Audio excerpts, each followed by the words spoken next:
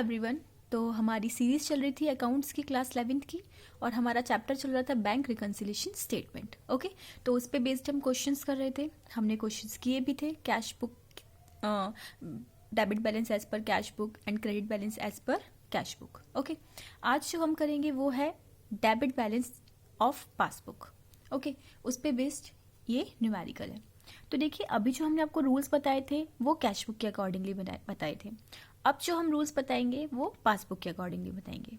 तो चलिए फिर क्वेश्चन को करना स्टार्ट करते हैं। क्वेश्चन में आपको दे रखा है, prepare bank reconciliation statement from the following information and ascertain the balance as per cash book. आपको दे रखा है overdraft debit balance as per passbook on 31 March 2020। तो मैंने आपको एक चीज समझाई थी कि जैसे ये रहा कैश बुक और ये रही पासबुक। मैंने आपको समझाया था कैश बुक का डेबिट बैलेंस अगर कैश बुक बढ़ती है तो प्लस, और कैश बुक का क्रेडिट बैलेंस अगर कैश बुक कम होती है तो माइनस। ऐसे ही मैंने आपको समझाया था कि पासबुक का जो क्रेडिट बैलेंस होता है वो होता है प्लस वाला, ठीक है, और जो डेबिट बैलेंस होता है वो होता है माइनस वाला। मतलब अगर पैसे कम हो रहे होंगे तो हम डेबिट साइड में डालते हैं पासबुक की, और पैसे बढ़ रहे होते हैं तो हम क्रेडिट साइड में डालते हैं। अब जैसे कि इधर क्या दे रखा है आपको, ओवरड्राफ्ट मतलब डेबिट बैलेंस, तो वो है माइनस का। ओके, तो लिख दीजिए। तो इधर दो टर्म है आपके, एड और लेस। बट सबसे पहले हमें क्या दे रखा है, ओवरड्राफ्ट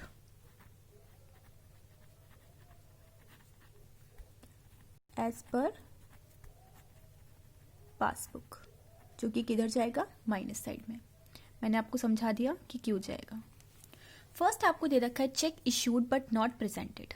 चेक इश्यू किया गया, मैं फिर बोल रही हूँ, कैश बुक के क्वेश्चंस मैंने आपको समझाए थे, अब उस रूल को भूल जाइए और पासबुक से रिलेटेड चीज को समझिए। इसमें बोल रहा है चेक इश्यू करा है बट नॉट प्रेजेंटेड। ये रही कैश बुक और ये रही पासबुक। चेक इश्यू करा, ठीक है, आपने किसी को चेक दिया तो पैसे कटेंगे आपके कैश बुक में से, ठीक है। तो जब हम किसी को चेक इश्यू कर देंगे तो हम अपने बैलेंस को यहाँ से कम कर लेंगे। इट मीन्स क्या कर देंगे, क्रेडिट। पर पासबुक में तो थोड़ी लेट एंट्री होती है, ये इतनी जल्दी तो होगी नहीं, 1-2 दिन लग जाता है।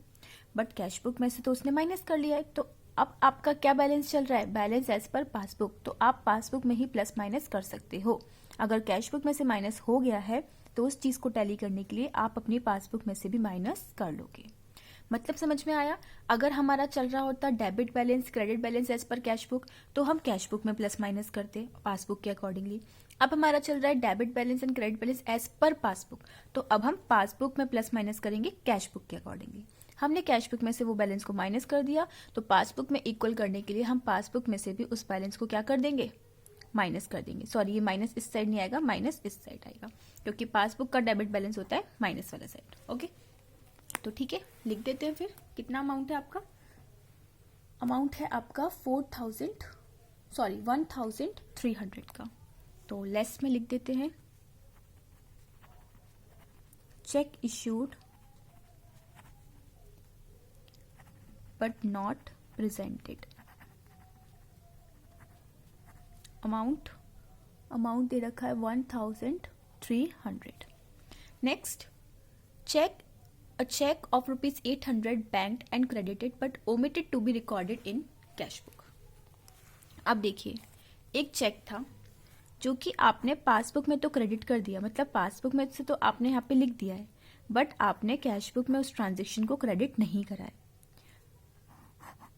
आई मीन टू से कि आपने पासबुक में तो उस चीज को क्रेडिट कर दिया, मतलब पासबुक में तो आपने बढ़ा दिया, बट आपने कैश बुक में उस चीज को अभी नहीं बढ़ाया है।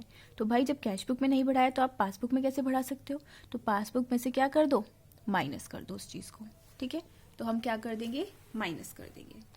तो चलिए फिर लिख देते हैं, cheque credited by bank but omitted to record it in cash book। Amount 800।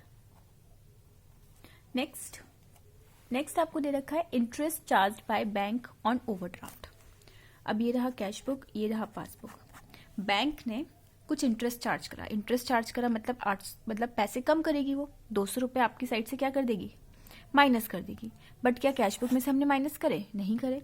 जब हमने कैश बुक में ये चीज़ को माइनस नहीं करा अभी, तो आप पासबुक में कैसे कर सकते हो, तो हम 200 रुपये को बढ़ा देंगे।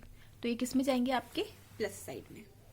ओके, तो चलिए फिर लिख देते हैं इसको, interest charged by bank on overdraft, amount 200। Okay, next आपको दे रखा है bank column of receipt side of cash book is overcast. अब देखिए, इसमें आपने जो बैंक कॉलम है, मतलब जो रिसीट साइड है कैश बुक का, उधर आपने ओवरकास्ट मतलब 100 रुपये से कोई चीज़ को बढ़ा रखा है। तो पासबुक में भी उसको 100 रुपये से बढ़ा दीजिए, तो दोनों क्या हो जाएंगे, टैली हो जाएंगे। तो प्लस साइड पे लिख देंगे हम आपका bank column of receipt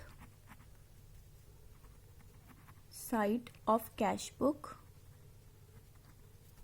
is overcast, कितने से, 100 रुपीज से। Okay, next transaction, last transaction, bank issue draft to creditor as per instruction. Bank ने क्या इशू कर दिया, एक ड्राफ्ट इशू कर दिया। इट मीन्स जब बैंक इशू कर देगा तो बैंक ने अपनी साइड से उस चीज़ को माइनस कर दिया, मतलब 2400 रुपीज़ बैंक ने माइनस कर दिए। बट इस चीज़ का भी कैश बुक में तो हमने कुछ नहीं करा है, तो हम उसको क्या कर देंगे, प्लस कर देंगे टैली करने के लिए। ओके, तो चलिए फिर लिख देते हैं, bank issued a draft, amount 2400। Okay, तो चलिए इसको टोटल कर लेते हैं। यहाँ का टोटल आ रहा है आपका 2700 और यहाँ का टोटल आ रहा है 6800। तो इट मीन्स यहाँ पर कितना आ जाएगा, 4100। तो ये जो 4100 है, इसको हम क्या लिखेंगे,